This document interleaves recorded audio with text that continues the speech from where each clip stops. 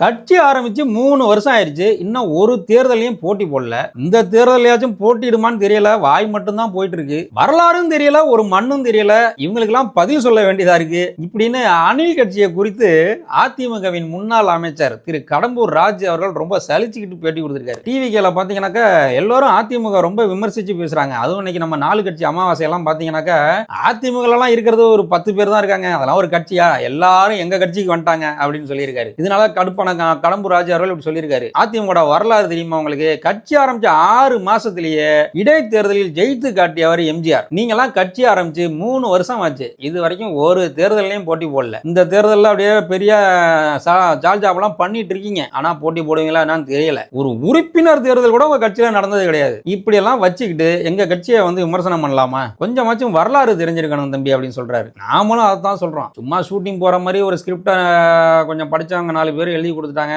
அதை ஒரு அலுமினிய கிளிப்பு போட்டு காத்துல பறந்து போகாம பத்திரமா பாதுகாத்துட்டு அதை அப்படியே படிக்கிறது பேர் அரசியல் கிடையாது. ஷூட்டிங்ல நடக்கிற மாதிரியே இதுலயும் நடத்திடுவோம் அப்படின்னு நினைச்சா அதெல்லாம் அரசியல் கிடையாது. கடம்பூர் ராஜா அவர்கள் சொன்னது போல வரலாறு தெரிஞ்சிருக்கணும். அதுவும் அரசியலுக்கு வந்துட்டா இப்ப தேர்தல் நேரம் வேற. தமிழ்நாட்டு அரசியலாச்சும் அப் டு டேட்டா இருக்கணும். காலையில எந்திரிச்சோமா, எல்லா வேலையும் பார்த்தோமா, படுத்து தூங்கினோமா, 4 மணிக்கு கிளம்பும் போது அந்த ஸ்கிரிப்டை வாங்கிட்டு அப்படியே கார்ல வர்ற வழியில அந்த ஸ்கிரிப்டை படிச்சுட்டு ஸ்டேஜ்ல அப்படியே ஒப்பிக்கிறதுக்கு பேர் அரசியல் கிடையாது. அணில் கட்சி தலைவர் இதெல்லாம் புரிஞ்சுக்கணும். அணில்கள் இதெல்லாம் புரிஞ்சுக்கணும். ஒன் மேன் ஷோலாம் ஒத்து வராது ஜனநாயக நாட்டில். ஒன் மேன் ஷோவை நம்பினா நாடு நாசமாக தான் போகும். மக்களே உஷாரா இருங்க.